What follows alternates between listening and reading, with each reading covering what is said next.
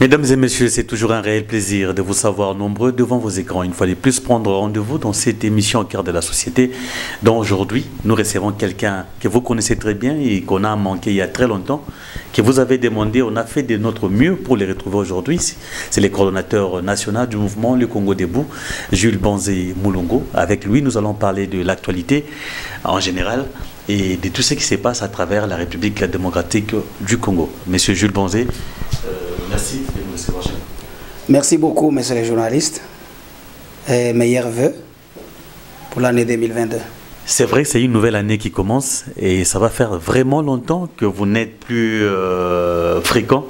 On ne vous voit pas dans les chaînes de télévision, mais on a quand même réussi à mettre la main sur vous. Et une question me vient directement à l'esprit: comment se porte la République démocratique du Congo? En tout cas, la République démocratique du Congo se porte très mal. Très mal encore. Nous avons même dit que la gouvernance Kabila de 18 ans, et si on compare avec la gouvernance Tshisekedi de 3 ans, en tout cas les 3 ans dépassent les 18 ans à 100 degrés. Donc nous avons dit que la République démocratique du Congo se porte très mal aujourd'hui. Et vous êtes pratiquement la seule personne, je dirais, l'élève qui reste et qui continue à parler des œuvres de son père, votre père idéologique. On vient récemment de fêter sa disparition. Et qu'est-ce qui vous vient directement à l'esprit? Oui, merci beaucoup, monsieur le journaliste. Je voudrais d'abord revenir. Vous dites que je suis resté presque le seul élève qui parle de M. Laurent Désiré Kabila. Oui, mais il y en a plusieurs aujourd'hui, mais qui ne veulent pas parler de cette idéologie. Il y en a ceux qui incarnent l'idéologie de M. Laurent Désiré Kabila, mais qui ne veulent pas parler de cette idéologie. Pourquoi? Parce qu'ils ont besoin du pain. Voyez-vous, ils ne veulent pas aller en chômage. Nous les voyons à chaque jour ici. Mais ce sont des kabylistes, ils sont là, ils portent l'idéologie des Kabila. Mais parce qu'ils ne veulent pas aller en chômage, ils ont besoin du pain. C'est comme ça qu'ils n'en parlent pas. Laurent Désiré Kabila est un grand leader. Écoutez, il y a des gens qui sont en train de fuir l'idéologie de M. Laurent Désiré Kabila parce qu'il ne veut pas aller en chômage, parce qu'il manque du pain. Nous nous sommes dit qu'on ne quitte pas l'idéologie parce qu'on a perdu le pouvoir. Si on quitte l'idéologie parce qu'on a perdu le pouvoir, l'idéologie n'a plus son vrai sens de mot. C'est pourquoi nous continuons à suivre l'idéologie de M. Laurent Désiré Kabila jusqu'à la victoire finale. Pourquoi préférer un fils idéologique qu'un fils biologique? Vous savez, aujourd'hui dans ces pays, vous le remarquez bien, dans les églises, que dans le parti politique, quand un père a mis sa philosophie, son idéologie en place, vous comprenez que les gens qui viennent après le père, ben, ils veulent implanter leur propre idéologie. Bon, je ne voudrais pas citer les gens comme que celui qui a posé la question. Il doit quand même être éclairé. Bon, voyez aujourd'hui, quand vous regardez par exemple les églises, vous voyez le pasteur Sikatenda par exemple. Quand il est parti, vous voyez les fils qui viennent. Nous avons vu ça partout. On dit Nehema Ministries. Nous avons vu l'apôtre Mbiye partir. Bon, je me demande, ça doit être de la culture congolaise. Vous avez vu l'apôtre Mbiye partir, mais vous voyez le fils qui arrive, il dit Moïse Mbiye Ministries. Donc ce n'est plus l'idéologie de son père. Ce n'est plus ce que son père était en train de faire, mais ça devient pour lui. C'est pourquoi nous avons dit on préfère un fils idéologique qu'un fils biologique. On nous a posé la question de savoir, mais Kabila, c'est un fils biologique de Laurent Désiré Kabila. Vous ne le préférez pas aussi? Nous avons dit non.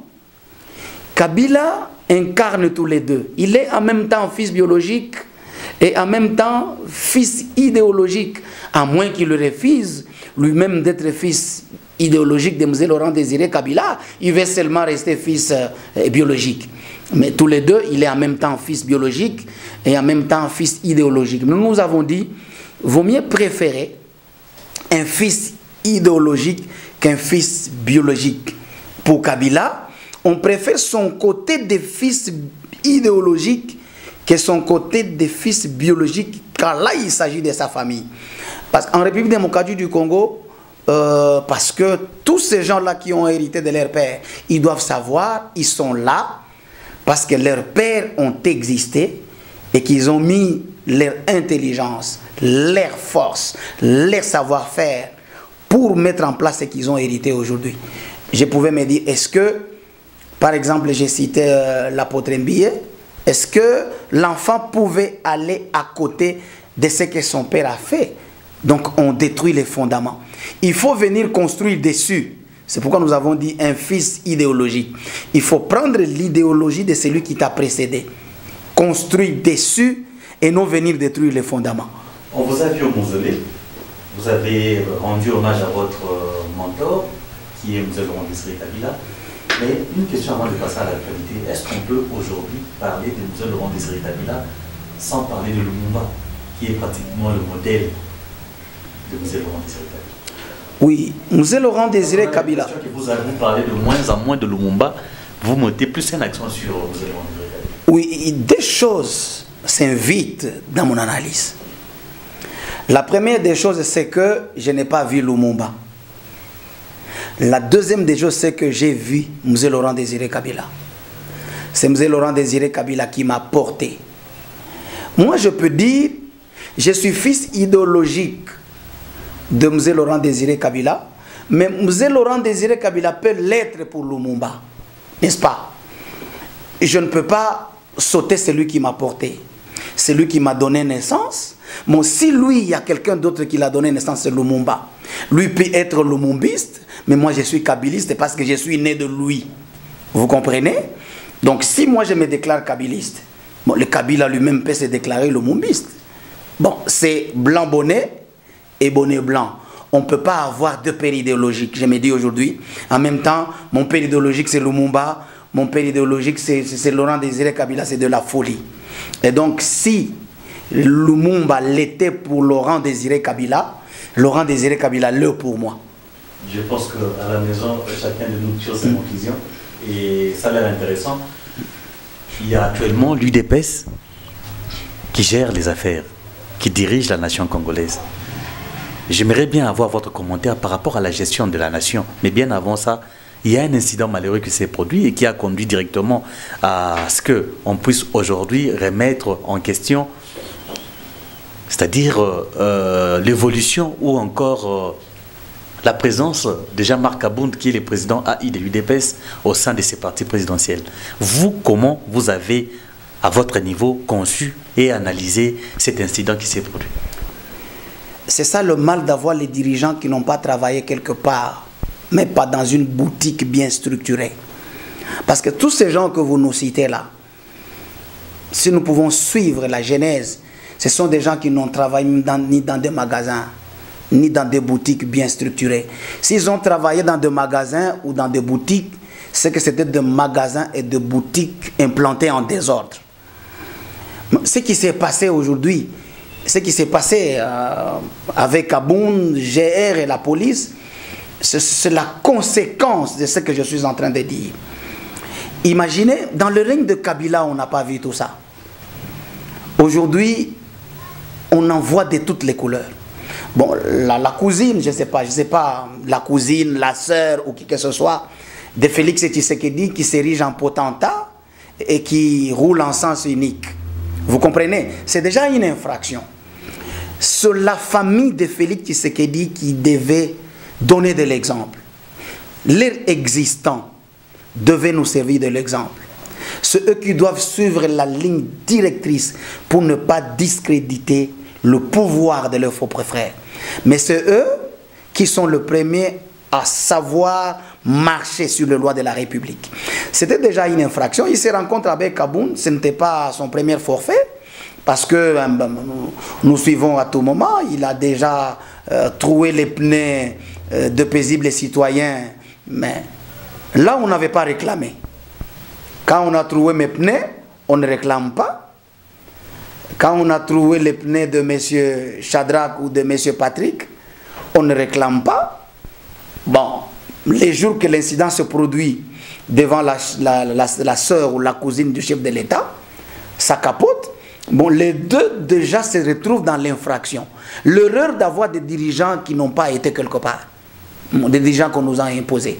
Et donc, Kabound entre en infraction. Ce n'était pas ses fonctions.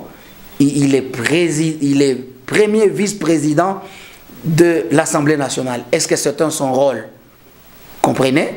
Soit il devait être là, il arrête les autres, il s'est dit, écoutez, il appelle le général Kassongo sans descendre sa jeep, sans pour autant faire quelque chose. Il y a un fugitif ici qu'il faut arrêter, mais nous l'avons vu à la télé, Kabound lui-même descendre, aller dire à quelqu'un dans sa jeep, écoutez, ce n'est pas ça. Donc il descend jusqu'au plus bas niveau. Il n'a pas compris qu'il était le vice-président, le premier vice-président de l'Assemblée nationale, la deuxième institution du pays. Donc il n'a pas compris. Il se croyait là où il était avant. Vous comprenez? Il se croyait là où il était avant, sans comprendre qu'il est déjà premier vice-président de l'Assemblée nationale. Voilà le problème.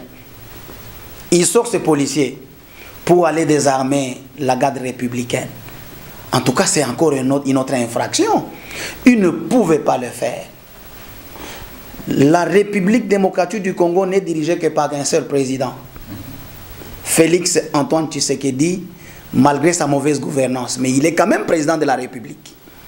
Bon, quand Kabound va désarmer sa garde, donc automatiquement c'est le président de la République qu'on est en train de désarmer. C'est comme pour dire, on peut désarmer le président de la République à tout moment. Et la garde républicaine s'est dit, écoutez, on opérait à la résidence de Jean-Marc Kabound pour tirer notre vengeance. Là, deux questions me viennent en tête. Est-ce que c'est le chef de l'État, Félix Antoine Tshisekedi, qui les a envoyés pour se donner de la valeur? Est-ce que ce sont eux-mêmes les militaires de la GR qui se sont dit, en tout cas on ne peut pas descendre comme ça, sinon chaque jour on viendra... Dans un état de droit, on ne se rend pas justice. C'est ce que je viens là-bas. Ils sont allés, ce sont deux questions d'abord à répondre. Est-ce que c'est le chef de l'État qui les a envoyés? Est-ce que c'est eux-mêmes qui se sont dit, nous avons honte, nous devons quand même faire voir à la face du monde que les Banamoura existent? Si ces deux questions-là sont répondues, si c'est le chef de l'État qui les a envoyés, et si c'est eux-mêmes qui se sont dit, nous voulons quand même tirer vengeance, ça veut dire que le chef de l'État eux-mêmes commettent une infraction, parce que dans un état de droit, on ne peut pas se faire justice.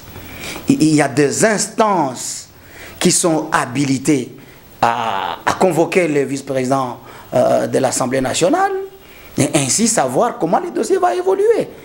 C'est pourquoi je vous dis, nous sommes dans un pays dirigé par des gens qui n'ont pas été préparés. S'il y avait une préparation depuis très longtemps, on devait quand même, il y a ce qu'on appelle un bureau d'études, ils ont une chambre des opérations.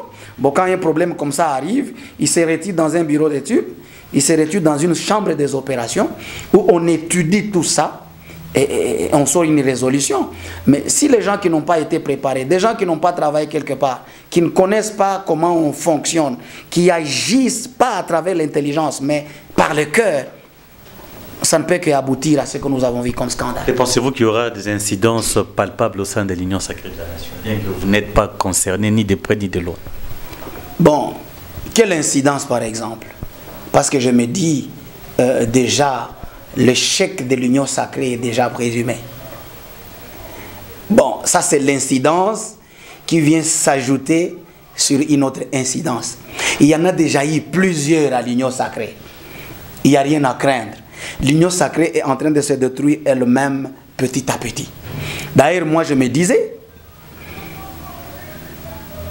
ce n'est pas une fuite en avant de Jean-Marc Kabound. Jean-Marc Kabound a compris que l'union sacrée a échoué. S'il faut qu'il puisse cheminer avec l'union sacrée jusqu'en 2023, Jean-Marc Kabound n'a pas un discours à présenter. Il commence par se retirer.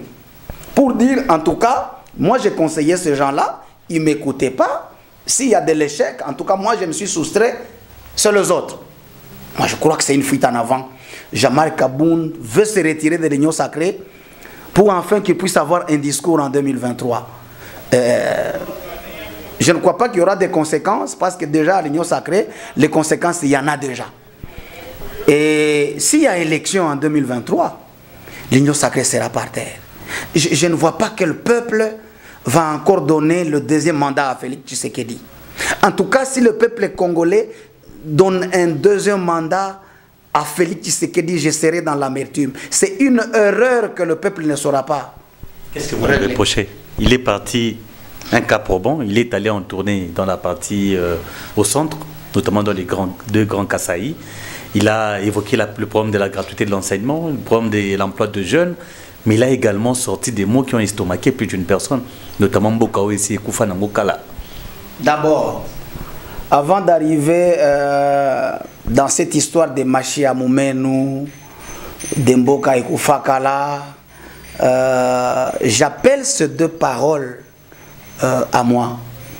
La première parole, on lui a posé la question sur le RAM ici. Comprenez que le président de la République ne sait pas comment le RAM fonctionne. Bon, comprenez qu'il se pose la question de savoir si chez eux là-bas, le RAM fonctionne aussi sur leur crédit, sur leurs unités. Bon, le chef de l'État ne connaît pas. Comment on peut avoir un président de la République comme ça? La deuxième des choses, bon, quand il parle de la gratuité de l'enseignement au Kasaï, est-ce que, moi je croyais quelqu'un pouvait s'élever au Kasaï pour demander au président de la République, est-ce que la gratuité de l'enseignement existe encore? Parce qu'il y avait une commission qui s'est tenue en Boué la Lodge ici. Dans cette commission, on a trouvé une résolution qu'on doit commencer à payer. J'ai des frères qui payent déjà, on doit, oui, la prise en charge des enseignants. Dès qu'il y a déjà prise en charge des enseignants par des agents, avec la résolution de Mbouela Lodge qui avait été signée entre les syndicats et le gouvernement, il n'y a plus de gratuité de l'enseignement. Mais qu'est-ce qu'on parle par la gratuité de l'enseignement? Il veut aller où avec la... Parce qu'il n'y en a plus aujourd'hui. Quand il parle de la gratuité de l'enseignement au Kasaï, c'est que c'est déjà un faux débat. Vous comprenez?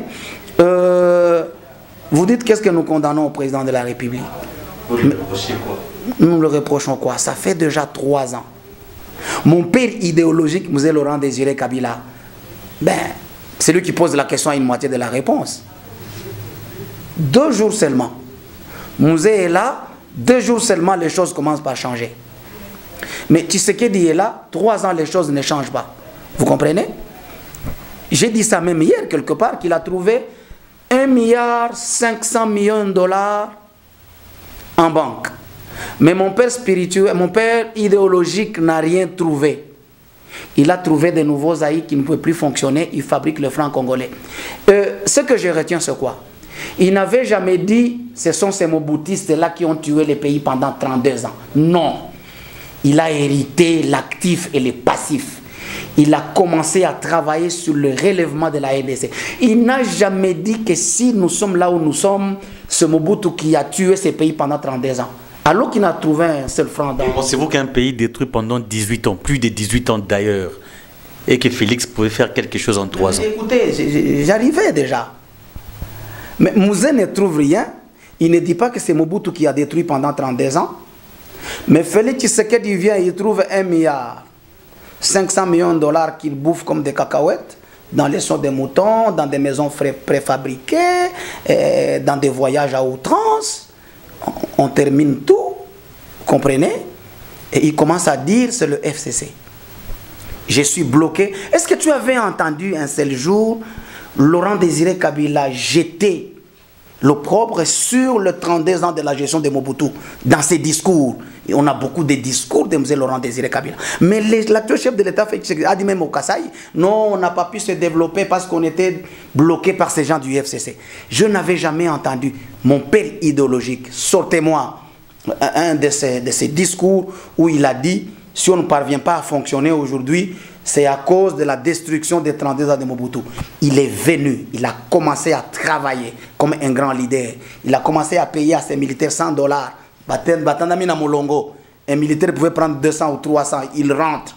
Musée Laurent Désiré Kabila a tiré l'argent où? C'est déjà 3 ans, rien ne marche.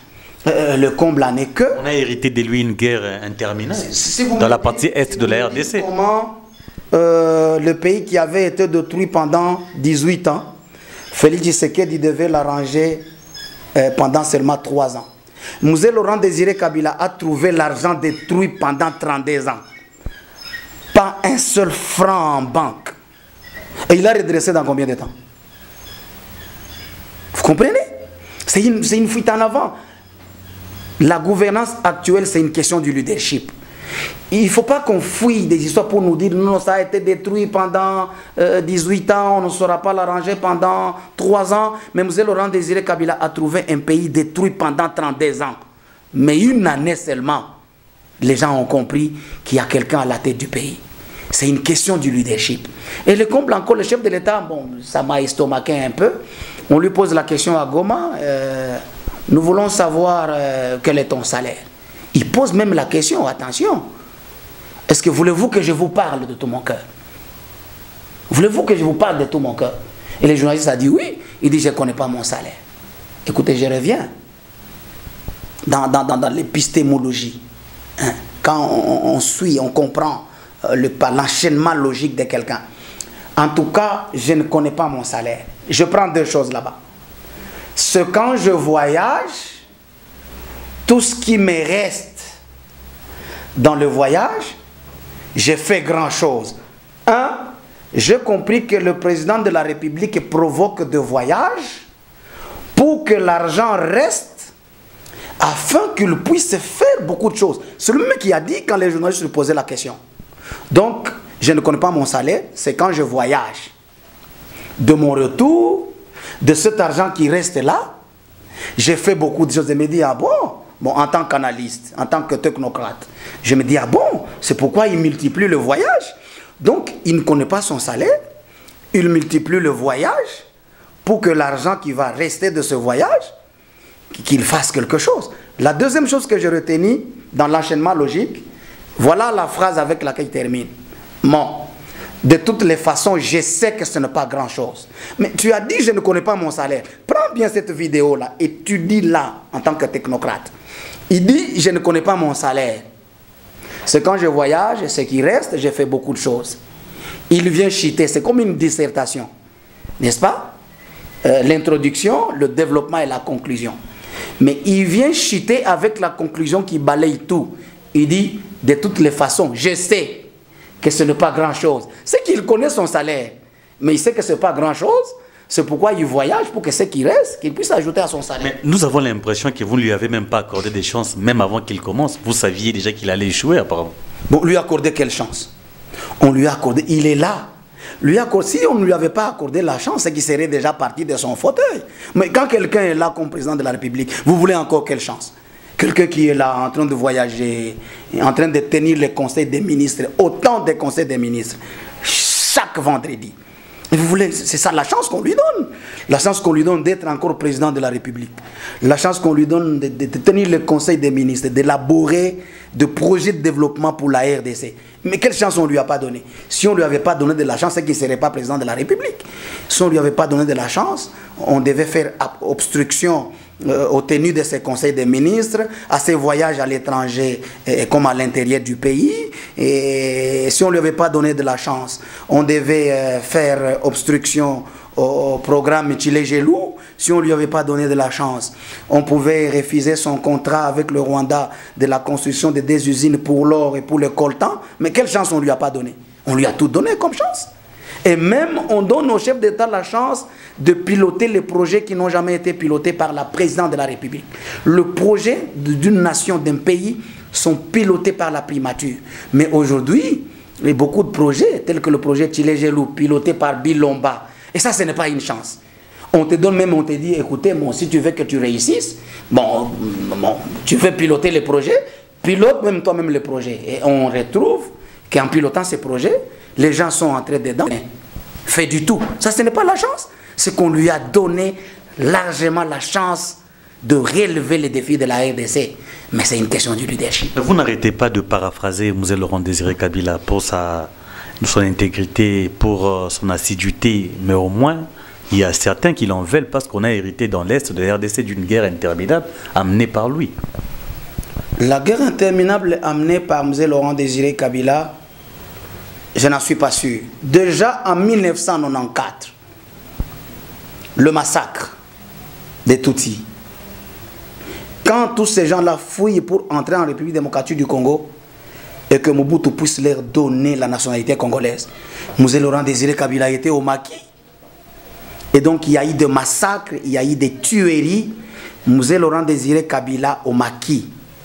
Les Rwandais sont déjà entrés en République démocratique du Congo et le maréchal Mobutu leur avait octroyé la nationalité congolaise. Pour preuve, Bisengemana, c'était un Rwandais qui était le directeur de cabinet de Mobutu. Vous voulez dire que c'est Mzee Laurent Désiré Kabila qui a amené des Rwandais dans ce pays? L'accord des Mera stipule quoi? L'accord des Mera. Bon. Certains voudraient bien savoir. Écoutez, si les gens, ceux qui posent la question de savoir qu'est-ce qui était sur l'accord de l'Emera, moi j'ai demandé à quelqu'un, monsieur le journaliste, sortez-moi une copie. Sortez-moi une copie, on parle devant les évidences. On ne doit pas parler en l'air, parce que les archives existent. Si ces pourfendeurs de Mzee Laurent Désiré Kabila détiennent une copie de l'accord de l'Emera, mais donnez-nous une copie, nous allons nous défendre. Mais je n'ai jamais vu une seule copie de l'accord de l'Emera signé par Mzee Laurent Désiré Kabila. Il le dit seulement dans les médias, il le dit dans les réseaux sociaux. On a signé l'accord de l'Emera, on doit donner une portion aux Rwandais, au machin. Et pourquoi son fils n'a pas donné? Si Mzee Laurent Désiré Kabila avait signé de tels accords, pourquoi lui-même n'a pas donné? Et pourquoi son fils n'a pas donné? Mais nous comprenons aujourd'hui que si on donne à cette gouvernance encore 10 ans, ils vont donner sans accord. Oui, ça se voit. Parce que le Rwanda devient pratiquement un parent. La gestion de l'état des sièges, comment ça se passe? Vous donnez encore une chance à la 15e prorogation? En tout cas, moi, je ne donne pas de la chance. J'ai été à l'est du pays au mois d'août de l'année passée. On a fait des statistiques. On a trouvé que des tueries qui étaient là avant l'état d'urgence ont triplé alors qu'on est dans l'état d'urgence. Mais quel est l'intérêt de l'état d'urgence? C'est là où je pose la question. On avait plus de 130 quelques groupes armés dans la gouvernance Kabila. Kabila n'a pas décrété l'état d'urgence. Mais Kabila, il quitte le pouvoir, il a fait la reddition de tous les groupes armés. Si je ne me trompe pas, on est parti de 130 quelques, si je ne me trompe pas selon les statistiques, à quelques 19 groupes armés. Ce sont ces 19 groupes armés que Félix Tshisekedi retrouve dans ces pays. Kabila a fait la reddition de 100 et quelques groupes armés à 19 groupes armés. Mais quelqu'un condamne. C'est pourquoi je te dis c'est une question de leadership. Et puis j'ai toujours dit ce pays doit être dirigé par un militaire. Et on passe aujourd'hui des attentats, des incursions rebelles à des attentats. Oui, pratiquement on passe des incursions terroristes, des gens qu'on était en train d'égorger. Mais excusez-moi, on passe des incursions, des tueries. Maintenant, c'est des attentats avec des bombes, des véhicules avec des bombes. Aujourd'hui, c'est plus pire. Kabila laisse. C'est pourquoi je me dis, ce pays doit être dirigé par un militaire. Si ce n'est pas un militaire, par quelqu'un qui a quand même goûté à la sécurité du pays. Il a été dans la police, il a été dans l'armée, il a été dans le service de sécurité. C'est celui-là qui doit diriger ces grands Congos. Ce n'est pas quelqu'un qu'on ramasse qui ne connaît pas la sécurité, qui ne connaît pas les fonctionnements. Il y aurait un point commun, la dictature. Non, ça c'est pas la dictature. Tous ces gens-là ont un point commun, c'est la dictature. Non, c'est pas la dictature. Joseph Kabila, c'était un militaire qui s'est désengagé. Mais il a accepté de donner le pouvoir à un opposant. C'est ce que vous appelez la dictature. Il dit, écoutez, bon, il avait toutes les possibilités. Il avait l'armée, il avait la GR. C'est Banamoura qui est allé saccager Kabound là-bas. Devait le faire chez Félix Tshisekedi à Limete. Ils se disent, écoutez, celui-là ne doit pas passer président de la Belgique. Allez, les Banamoura, aller à Limete comme ils sont allés chez Kabound. Il prend fuite, il prend son avion, il va en Belgique. Il avait l'armée, il avait les autos blindés. Il avait la justice entre ses mains. Il avait le Parlement. Il avait le Sénat, Joseph Kabila. Il avait la primature. Donc il avait tous les atouts de dire, écoutez, Tshisekedi ne devient pas président, on donne la présidence à Shadari. Pourquoi il donne? C'est ça la démocratie. C'est ce que vous appelez la dictature. Et José Kabila n'était pas un militaire.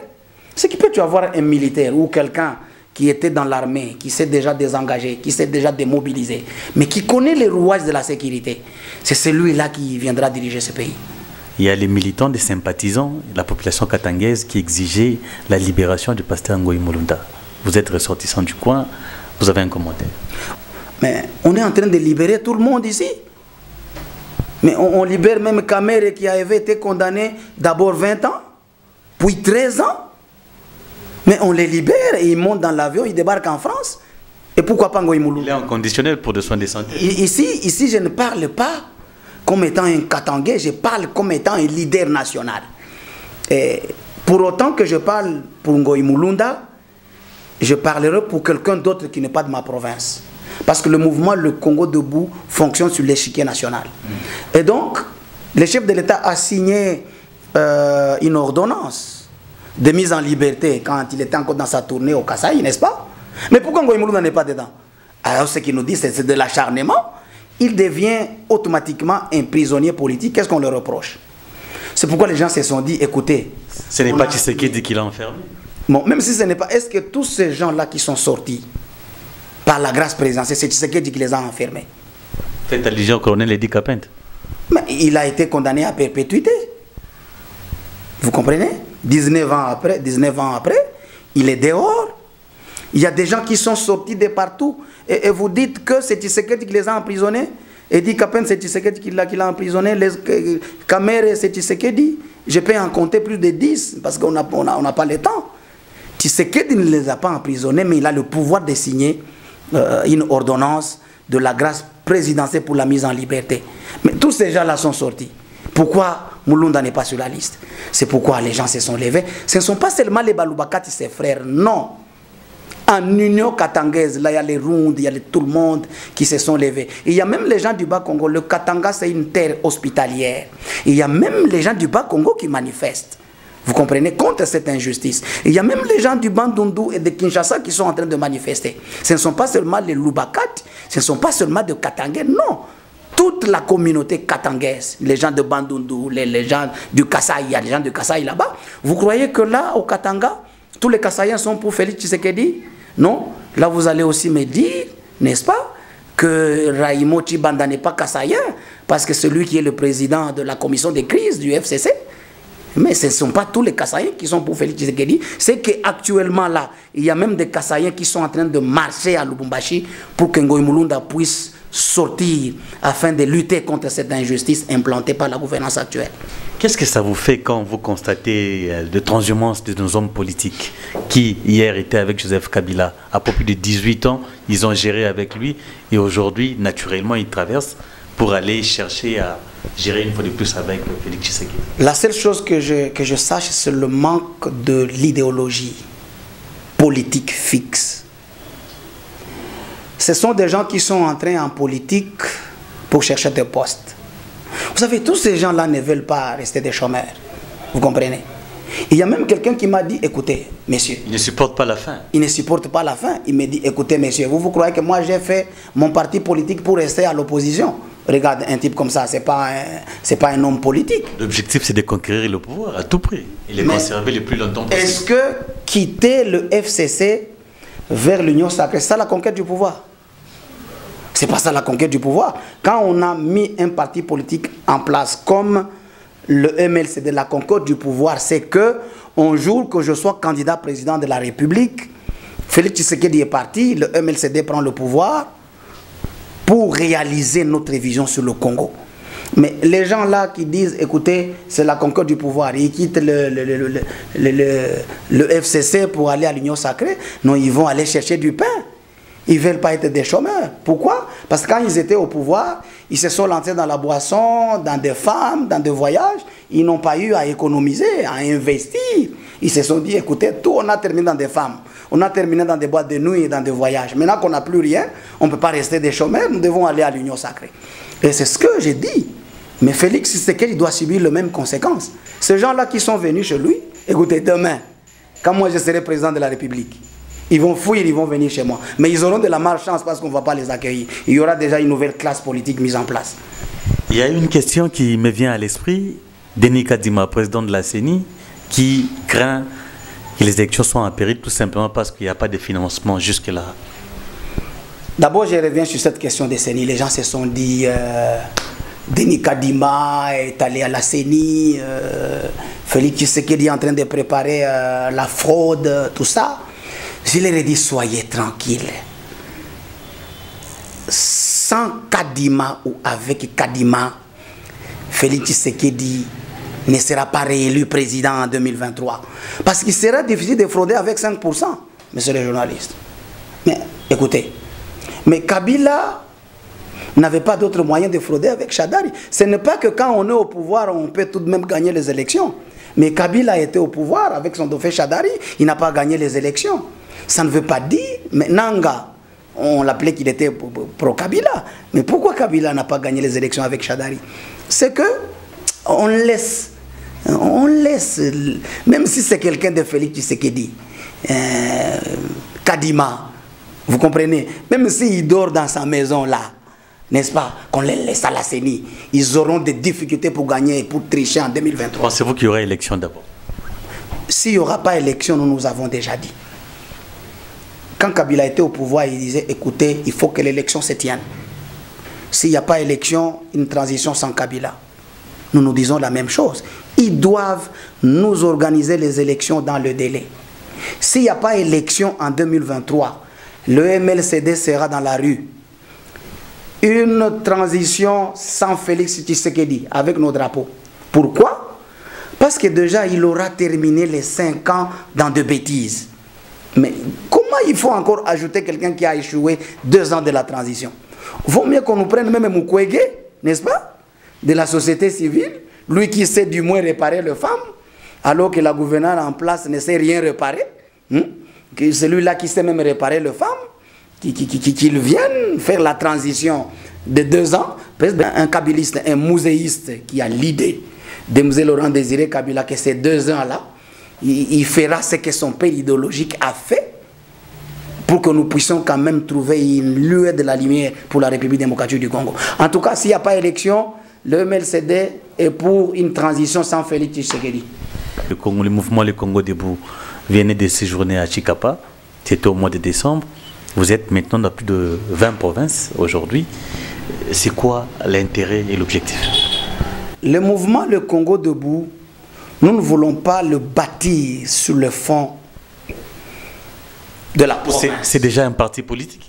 Non, ce n'est pas un parti politique, c'est un mouvement sociopolitique. Nous avons compris que les partis politiques aujourd'hui, le peuple en a marre. Depuis, je crois, l'époque du parti État de Mobutu, on a libéralisé les pluralismes politiques. Jusqu'à aujourd'hui, les partis politiques n'ont rien apporté. Écoutez, si on suit le cours de l'histoire, la prise de pouvoir par les types du Bas-Congo, Joseph Kassaboubou, ce n'est pas forcément par des partis politiques. La prise de pouvoir par Mobutu, ce n'est pas par le parti politique. La prise de pouvoir par Joseph Kabila, ce n'est pas par des partis politiques ou par l'opposition. Le cours de l'histoire nous a démontré que l'opposition n'a rien fait. Vous comprenez? L'opposition criait le jour et la nuit on donne l'argent. On crie les jours, la nuit on donne l'argent. Et puis la destruction du pays continue. Nous avons compris qu'il faut mettre en place un mouvement sociopolitique qui travaille avec le peuple. Parce que le peuple en a marre avec des partis politiques qui ne cherchent que des fonctions, être DG. Vous avez ces gens-là qui font des partis politiques, c'est pas pour rien. Il fait un parti politique, il veut être DG, il veut être ministre, il veut être conseiller ou un directeur de cabinet de quelqu'un. C'est tout, il n'y a pas autre chose que ça. Je ne sais pas, peut-être vous connaissez autre chose. Nous sommes là pour travailler pour le Congo de demain. C'est pourquoi nous avons mis ce mouvement en marche. Je rentre à votre question, vous avez dit, ce quoi vous avez été au Kasaï, oui. Je disais, nous ne voulons pas bâtir le mouvement Le Congo Debout sous le fond de la province, du tribalisme ou du régionalisme. Nous nous sommes dit, le mouvement Le Congo Debout, c'est un mouvement national. Il y a des gens qui ont fait leur parti politique et c'est seulement implanté chez eux, n'est-ce pas? Vous allez voir peut-être quelqu'un qui a un parti politique, il est du Olomami, son parti politique est dans le tonus, dans le Olomami. Vous allez voir peut-être que celui qui a son parti politique ici, il est du Kivu, son parti politique n'a du tonus qu'au Kivu. C'est ce que nous avons refusé. Nous avons dit, comme nous sommes dans les 22 provinces, vous allez voir d'ailleurs avec le mouvement Le Congo Debout, que le mouvement Le Congo Debout a plus du tonus dans les provinces hors du Grand Katanga. Vous comprenez? Nous avons été à Chikapa, dans le Kasaï, officiellement, pour la mise en place du mouvement Le Congo Debout. Et c'est notre coordonnateur provincial. Avant l'arrivée du chef de l'État, nous avons été accueillis par tout le monde. Les chefs coutumiers, toutes les couches confondues. Cela démontrait déjà que le mouvement Le Congo Debout, c'est un mouvement national et non régional. Notre but, qu'à la fin de cette année, que nous puissions conquérir toute la RDC. Il nous reste 4 provinces pour que nous puissions conquérir et puis nous commençons l'étape de la redynamisation vers le début 2023. Et pour dire que le MLCD ne sera jamais un parti politique. La politique n'est pas statique, la politique est dynamique. Tout peut changer. La politique a fait une migration, vous comprenez? Je ne peux pas vous dire aujourd'hui que le MLCD ne sera pas un parti politique demain, mais quand le MLCD sera un parti politique, vous me tiendrez pour menteur. Et comme la politique est dynamique, selon le cours de temps, selon ce que nous sommes en train de voir les pays cheminer, bon, je ne peux pas te dire oui ou non aujourd'hui. Laissons le temps au temps. Le temps, c'est un meilleur allié.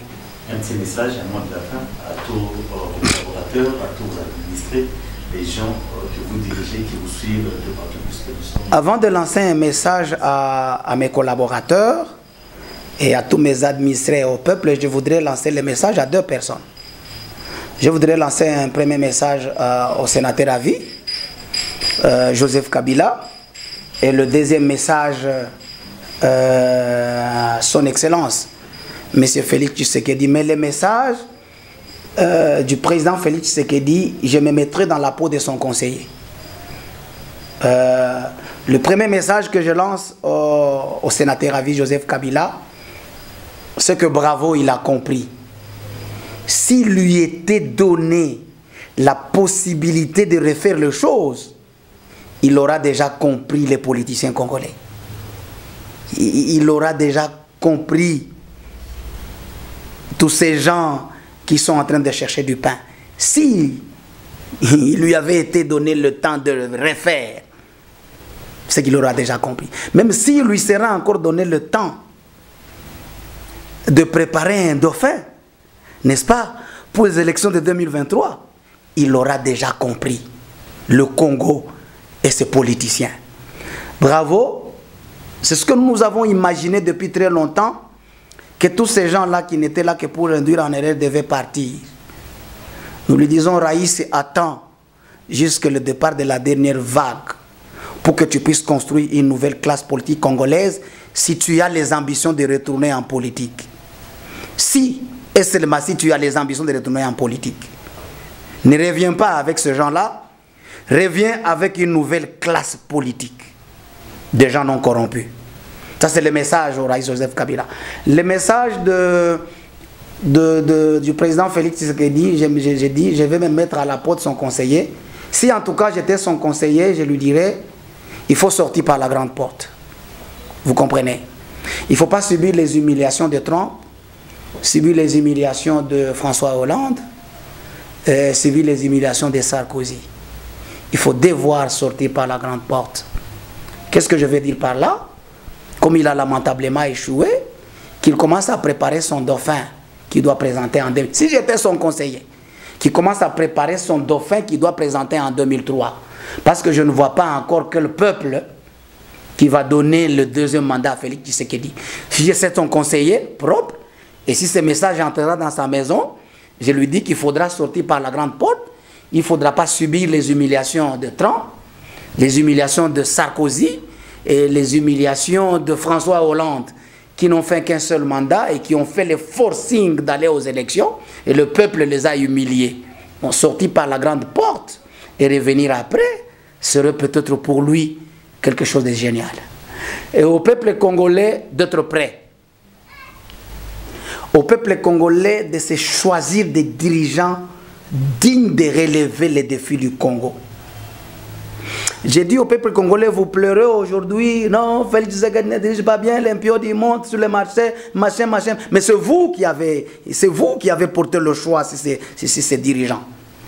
Mais je sais que peuple, vous avez déjà compris que le choix que vous allez faire en 2023, ça ne sera pas par erreur.